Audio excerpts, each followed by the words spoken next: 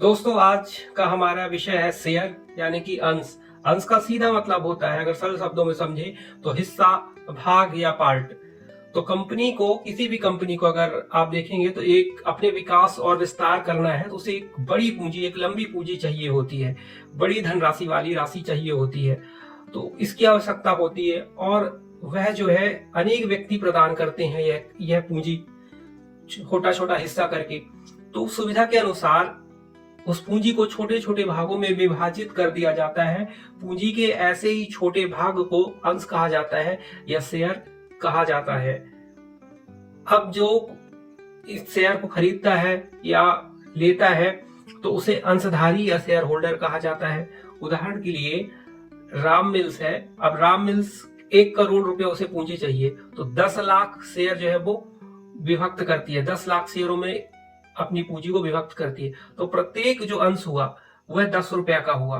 तो इस प्रकार से अंशों को बांटा जाता है या रखा जाता है।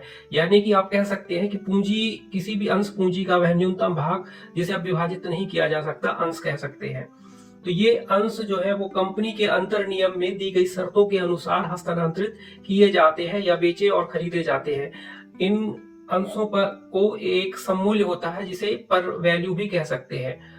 तो ये हो गया अंश। अंश का सीधा मतलब है क्या, जो अंश पूंजी है उसका छोटा छोटा भाग या हिस्सा जिसे विभाजित कर दिया जाता है सुविधा के लिए, ताकि वहां पे एक पूंजी जो है इकट्ठा ना आके, जैसे 1 करोड़ चाहिए होगा तो वह 10 लाख भागों पे विभक्त कर दिया, ताकि 10-10 रुपया के जो शेयर है वो कोई भी पब्लिक, आम पब्लिक की सुविधा के लिए उसे ओपन कर किया जाएगा और वहां पे आम पब्लिक भी उन शेयरों को खरीद सकती है, उसमें भाग ले सकती है। यानी एक निचले हिस्से का, यानी गांव का आदमी भी उस शेयर को खरीद सकता है, उस कंपनी का आनुपातिक मालिक बन सकता है, पार्टनर बन सकता है। तो अब परिभाषा देखते हैं। तो कंपनी अधिनियम की धारा कंपनी अधिनियम 2013 की धारा जो 2 है उसके अनुसार अंश से आशय किसी कंपनी के अंश पूंजी में हिस्सा है और उसके स्टॉक भी शामिल होते हैं।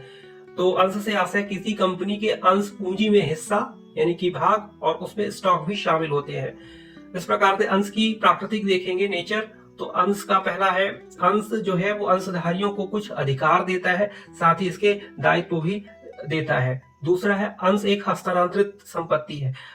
आप जानते हैं कि अंश को खरीदा और बेचा जाता है, इसीलिए अंश एक हस्तांतरित संपत्ति हो गई जिसे ट्रांसफर किया जा सकता है। तीसरा है, अंश की प्राकृतिक जो है माल की प्राकृतिक होती है। अब यह कैसे है अगर पूछते हैं तो अंश की जो प्राकृतिक है वो गुड्स के तरीके की होती है, स्टॉक की तरीके की होती है। अब स्टॉक और जो गुड्स है, माल है, उसे तो बेचा खरीदा जाता है, उसी तरह से अंश को भी खरीदा और बेचा जाता है। इसकी वैल्यू कभी घटती है कभी बढ़ती है। तो इस प्रकार से यह इसकी प्राकृतिक माल के तरीके की हो जाती है। चौथा, अंशधारी जो है कंपनी या उसके संपत्ति का अनुपातिक मालिक नहीं है।